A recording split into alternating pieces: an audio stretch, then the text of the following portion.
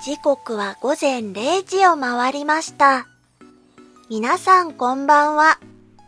日本語 V ティーチャーのわさびです。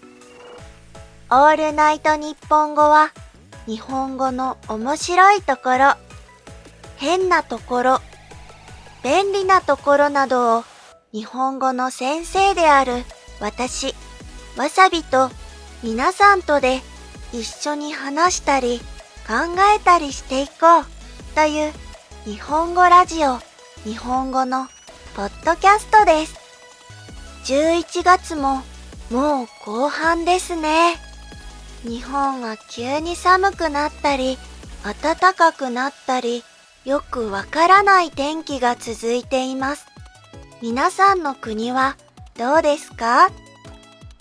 本当はね、もう少し早くラジオを録音したかったんですが、この寒暖の差、寒くなったり暖かくなったりする影響で、ここしばらく鼻炎がひどくて、もう鼻がズルズルしていたので、久しぶりのラジオになっちゃいました。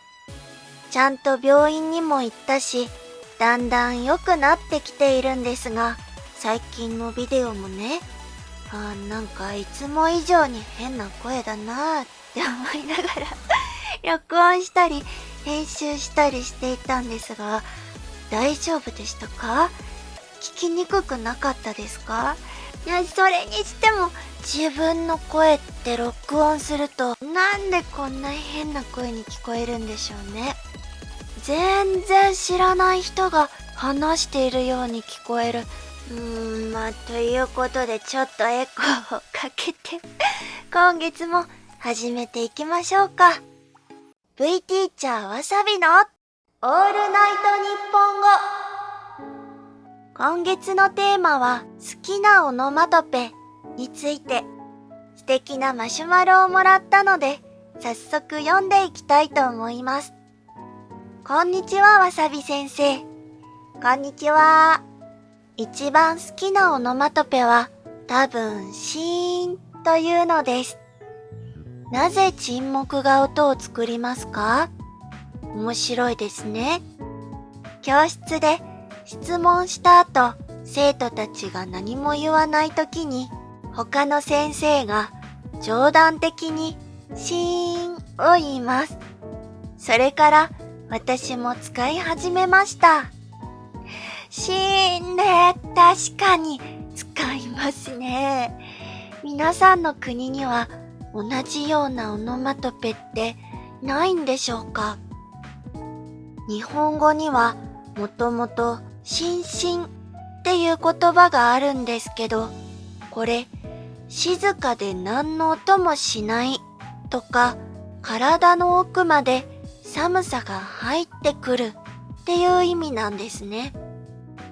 例えば、雪がしんしんと降るって言ったりします。イメージはサイレンナイっていう感じそこからしんとっていう表現が生まれたそうなんですけどね。言葉を強調したいときって、例えばすごくをすっごくって言ってみるとか、たくさんをたくさんみたいに長く言うとか、こういう表現の仕方っていうのがあるので、シーンもそこから生まれたのかもしれないですね。聞いた話によると、このシーンって伸ばす表現、これを初めて使ったのは漫画家の手塚治虫だって言われているそうですよ。日本はこれからどんどん寒くなっていくので、生活の中でもシーンを感じる瞬間が多くなりそうですね。素敵なマシュマロを送ってくれてありがとうございました。では次のマシュマロです。英語のマシュマロをもらったので日本語に直して読みますね。ありがとうございます。私の好きなオノマトペはパチです。知ってる限りでは拍手の音なんですが、何かをお祝いするときにリアルに手を叩かなくても拍手できるから気に入っています。実際に拍手するとうるさいからね。そうだね。友達と一緒にするんですが、みんな意味をわかっているから、もし誰かが歌ったら、みんなでパチパチパチって言います。めっちゃ面白い。学生時代の古い友達に意味を教えてもらったんですが、連絡を取らなくなった今でも、パチは彼女を思い出させるから特別です。めちゃくちゃいい話。素敵なマシュマロありがとうございます。そうですね。パチは小さい爆発の音としても使えますね。例えば、料理する時の油の音とか、手で持つ小さい花火の音、電気のコンセントから火花が出た時の音、あとは静電気とか。でも確かに手を叩く代わりにパチパチパチパチパチパチパチパチパチパチっていうのはよく使う表現ですね。これよくよく考えると、日本人が赤ちゃんの時に覚えるオノマトペの一つかもしれません。ほら、赤ちゃんって手を叩くでしょ？その時日本人は、うわー、パチパチって言うんですよ。いや、私はね、宇宙人だから実体験ではないですよ。でも、なんか当たり前に使っていたので、正直思い入れはあまりなかったんですけど、こうやって考えると、年齢とか第一言語とか関係なくみんなわかるし、すごくハッピーで最強のオノマトペなのかもしれないなって思います。素敵なマシュマロを送ってくれてありがとうございました。いやー、やっぱりオノマトペって面白いですよね。皆さんはオノマトペ好きですか？私は大好きだし、授業をしていないときは結構よく使う方だと思います。例えば、さっきも鼻がズルズルしてって話をしたんですけど、オノマトペを使わなかったら、鼻水が垂れたり止まらなかったり、なんだか調子が悪くってみたいにね、説明が長くなっちゃうんですよね。だからよくオノマトペを使います。私はぬるぬるってオノマトペが好きなんです。聞いたことありますか？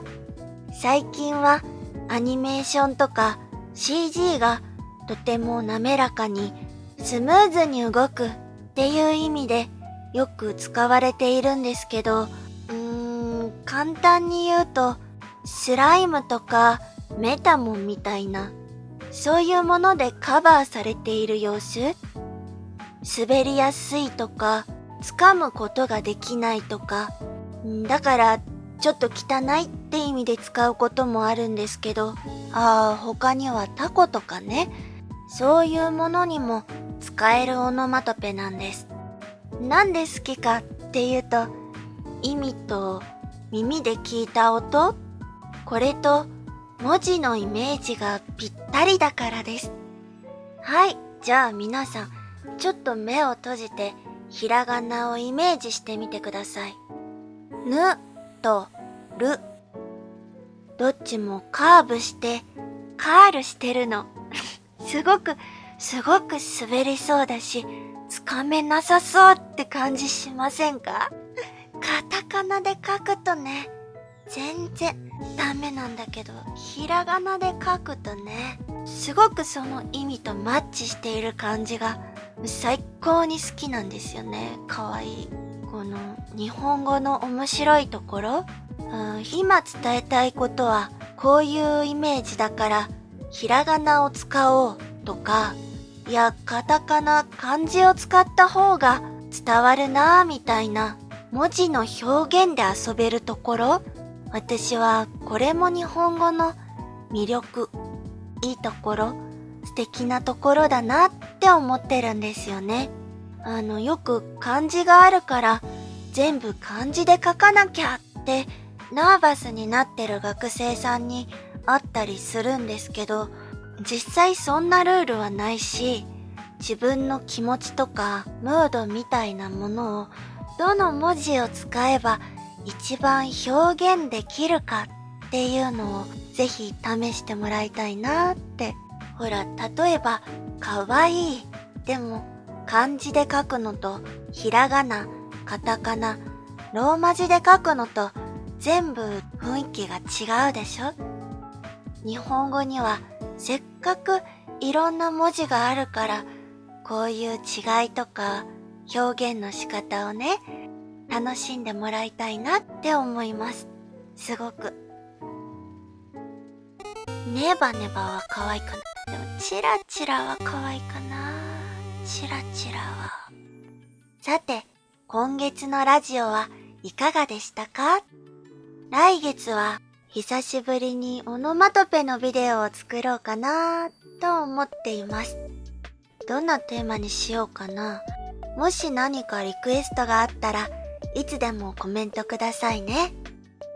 これから新しい一日が始まる人、いってらっしゃい。スマホ、パソコンの電源を落として一日を終える人、おやすみなさい。